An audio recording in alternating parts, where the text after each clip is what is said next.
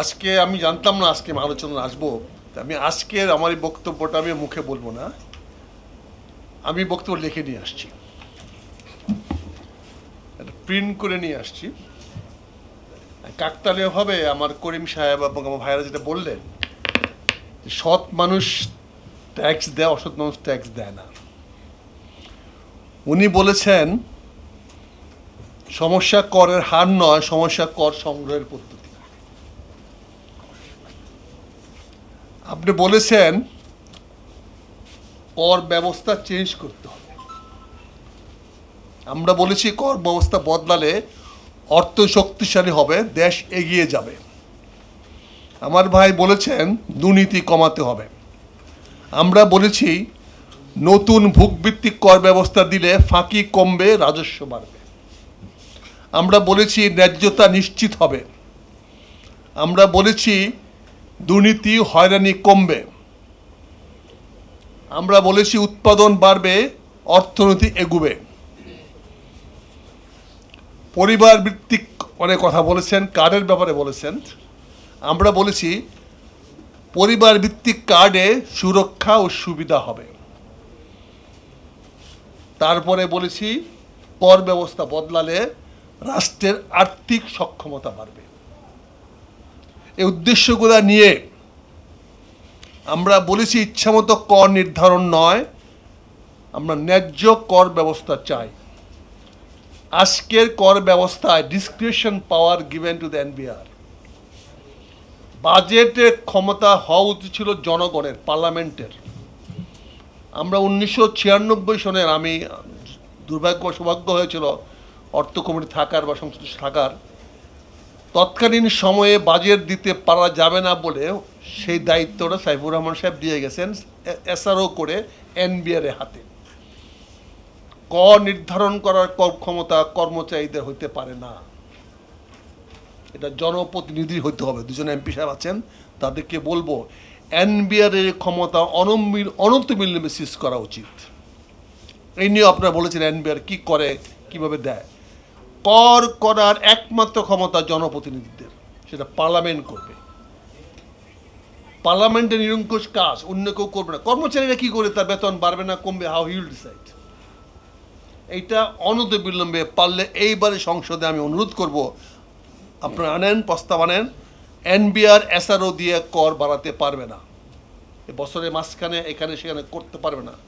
Description পাওয়ার, income tax বন্ধ করতে হবে। ভোগ যে যত করবে তত ট্যাক্স দিবে, যে কম ভোগ করবে সে কম ট্যাক্স দিবে, যে বেশি ভোগ করবে সে বেশি ট্যাক্স দিবে। ইনকাম ট্যাক্স দিতে গেলেই আমাদেরকে চোর বানানো হয়। আমরা যখনই ইনকাম ট্যাক্স ঘোষণা করি এত, এনবিআর বলে না এটা ঠিক না, আমাকে মিথ্যাবাদী বানানো হয়। সে যেটা বলবে সেটাই ইনকাম হিসাবে ধরতে হবে। তার ডিসক্রিপশন পাওয়ার আমরা দিয়েছি আইন করে। আমরাই আমাদের ক্ষতি করি, রাজনীতিবিদরা আইনবিদরা ক্ষতি করি। আবার যখন আমি খরচের কথা বলবো সেটাও আমি মিথ্যা কথা বলি। সে যেটা বলে খরচ সেটাই গ্রহণ করতে হবে।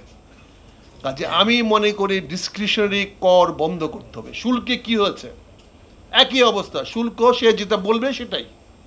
সে ট্যারিফ ঘোষণা করে দিবে, সেটাও মানবে না। হাজার হাজার নাম্বার আছে, সে যেটা বলবে, এইগুলা বন্ধ করতে হবে। আমরা এখানে অঙ্ক করে এই বইটাতে আমি কাকতালীয় বইটা আজকে আমি পাবলিশ করেছি, এখানে পরিষ্কার করে লিখে দিয়েছি উনি যেটা বলেছেন ট্যাক্স টু জিডিপি। আমরা বলেছি এখানে কর করলে আমরা এখন বর্তমানে যে 45 লক্ষ কোটি টাকা আমাদের জিডিপি হয়, আমরা যেটা এখন ভোগ করি 31 লক্ষ কোটি টাকা, বর্তমানে যেখানে কর আদায় হয় মাত্র 3 লক্ষ কোটি টাকা, সেটা আমরা বলেছি ভোক্তার হিসাবে যে যত ভোগ করবে সেখানে ট্যাক্স সরাসরি চলে যাবে, ডাইরেক্টলি এনবিআর লাগবে না, সরাসরি সরকারের খাতায়। এটা হবে অ্যাপস বেসিস। আমরা কার্ড সিস্টেম আছে, ক্যাশলেস সোসাইটি বানাইতে হবে। আমাদের সবার পকেটে কার্ড আছে, আমরা সবাই কার্ড নিয়ে চলি। আমরা ক্রেডিট কার্ড, এই কার্ড সেই কার্ড। আমি যখন যেখানে যে দোকানে খাবো সেখান থেকে ট্যাক্স চলে যাবে। আজকে ইভেন কলকাতাতে রিক্সা ভাড়া, ট্যাক্সি ভাড়া দেওয়া যায় কার্ড দিয়ে, বাস ভাড়া দেওয়া যায় কার্ড দিয়ে, কিন্তু আমরা এখনো করতে পারি নাই। আমাদের মাহমুদুর রহমান সাহেব আছে রিফর্মিস্ট, উনি রিফর্ম নিয়ে চিন্তা করেন, অনেক বলেন। রাজনৈতিক রিফর্ম পরে হবে স্যার, আগে চল অর্থনীতি রিফর্ম করি, আমাদের অর্থনীতি ঠিক করি। টাকা থাকলে পরে চাঁদাবাজি বন্ধ হয়ে যাবে। টাকা যখনই কম থাকবে দুর্নীতি থাকবে, কারণ যার টাকার দরকার সে কিভাবে টাকা আদায় করবে সেটা জানে না।